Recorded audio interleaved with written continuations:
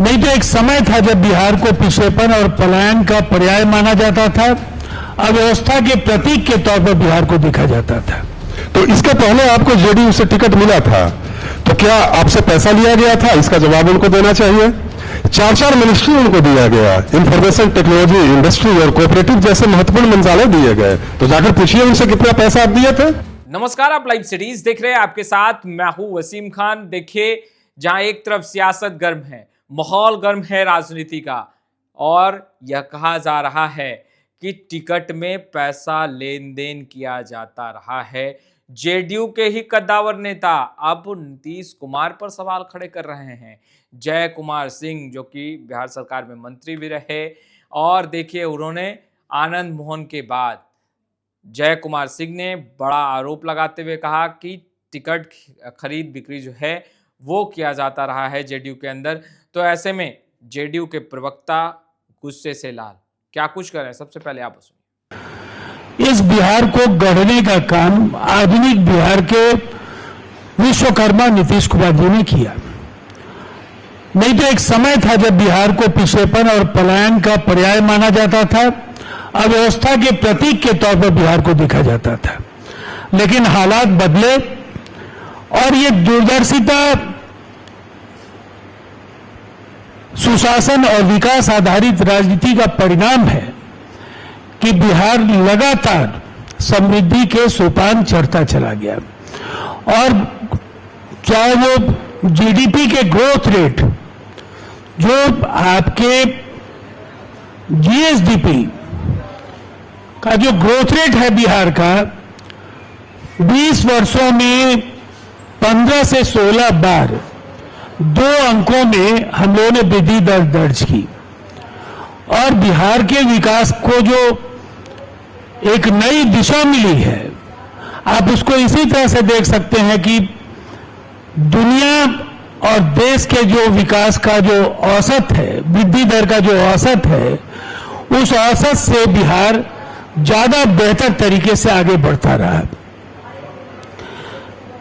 7 निश्चय पार्ट 3 के जरिए जो बिहार को विकसित राज्यों के श्रेणी में खड़ा करने का एक ठोस खाका है। समृद्ध उद्योग, आपने देखा हाल में एक औद्योगिक समूह ने 60,000 करोड़ रुपए बिहार में निवेश करने की घोषणा की कि बिजली कुछ देर के लिए कटी है। पहले की खबर होती थी बिजली आई है, तो ये एक बड़ा बदलाव है।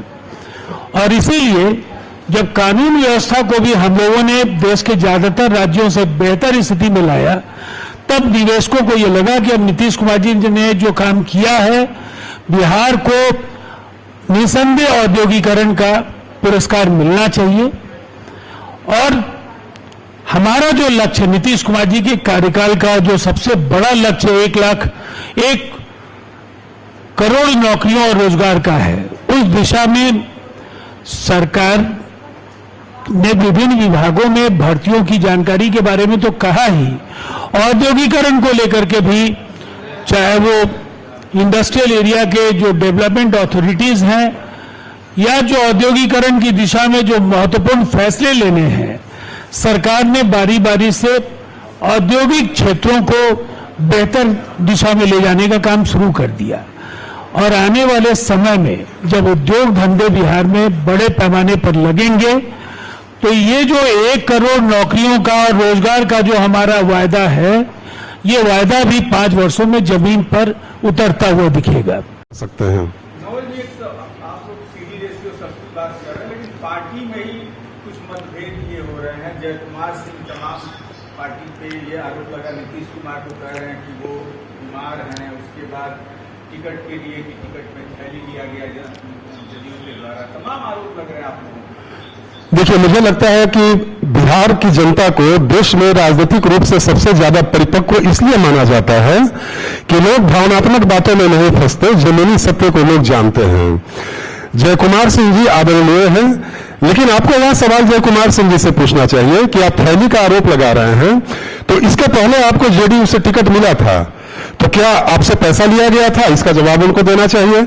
4 मिनिस्ट्री उनको दिया गया, इंफॉर्मेशन टेक्नोलॉजी, इंडस्ट्री और कोऑपरेटिव जैसे महत्वपूर्ण मंत्रालय दिए गए, तो जाकर पूछिए उनसे कितना पैसा आप दिए थे। 2020 के वस्तुतः यह चुनावी कुंठा है। 2020 के चुनाव में ये एनडीए के उम्मीदवार थे, जेडीयू के सिंबल पर चुनाव लड़े, इनको मात्र 27,000 वोट आया, तीसरे नंबर पर है एनडीए का उम्मीदवार होने के बावजूद।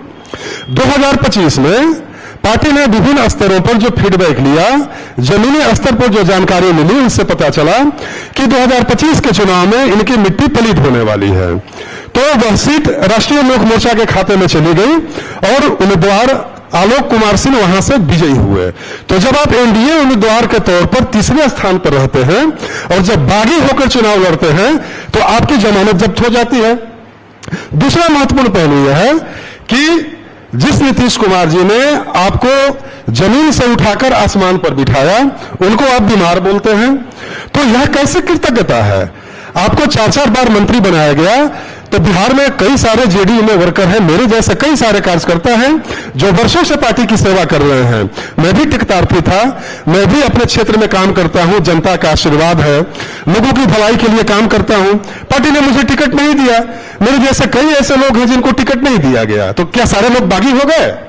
सारे लोग बागी हो जाएंगे तो फिर पार्टी का अनुशासन कहां जाएगा? और महत्वपूर्ण बात है कि आप नीतीश कुमार जी पर सवाल खड़ा करते हैं, संजय झा जी पर सवाल खड़ा करते हैं। पूरा बिहार यह देख रहा है, पूरा देश यह देख रहा है कि माननीय संजय कुमार झा जी पार्टी का राष्ट्रीय कार्यकारी अध्यक्ष हैं और शुरू से ही एनडीए के बेहतर समन्वय और जेडीयू को ग्रास रूट स्तर तक विस्तारित करने में, सरकार की उपलब्धियों को आम जनता तक पहुंचाने में माननीय संजय झा जी की दूरदर्शिता कितनी महत्वपूर्ण रही। और जेडीयू की सीटों की संख्या 43 से बढ़कर 85 हो गई। तो ऐसे नेतृत्व पर यदि आप सवाल पैदा करते हैं तो आप खुद हास्य का पात्र बन जाते हैं। यह आपके लिए खुद विचारणीय होना चाहिए। तो आपने सुना क्या कुछ कहा है उन्होंने। स्पष्ट रूप से कहते नजर आ रहे हैं कि उन्हें मंत्री बनाया गया और नीतीश कुमार ने ही मंत्री बनाया था जय कुमार सिंह को। तो क्या उनसे पैसा लिया गया था? उन्हें एमएलए का टिकट दिया गया तो क्या उस वक्त जय कुमार सिंह से पैसा लिया गया था? ये बातें वो क्यों नहीं बता रहे? देखिए, आरोप लगाना और अब बिहार की जनता इन तमाम चीज़ों में नहीं पड़ती क्योंकि उन्हें विकास से मतलब है। वहीं आपने सुना राष्ट्रीय प्रवक्ता हैं राजीव रंजन, उन्होंने स्पष्ट रूप से विपक्षी खेमे पर निशाना साधा, लालू राबड़ी शासनकाल को याद दिलाया और कहा कि विकास की गंगा बह रही है, विकास की रफ्तार तेज है और ऐसे में नीतीश कुमार ने एक कीर्तिमान हासिल किया है बिहार को विकास की रफ्तार में आगे बढ़ाने में। फिलहाल इस वीडियो में इतना ही। अब तक आपने हमारे चैनल को सब्सक्राइब नहीं किया है तुरंत सब्सक्राइब कर ले। आपका बहुत बहुत शुक्रिया।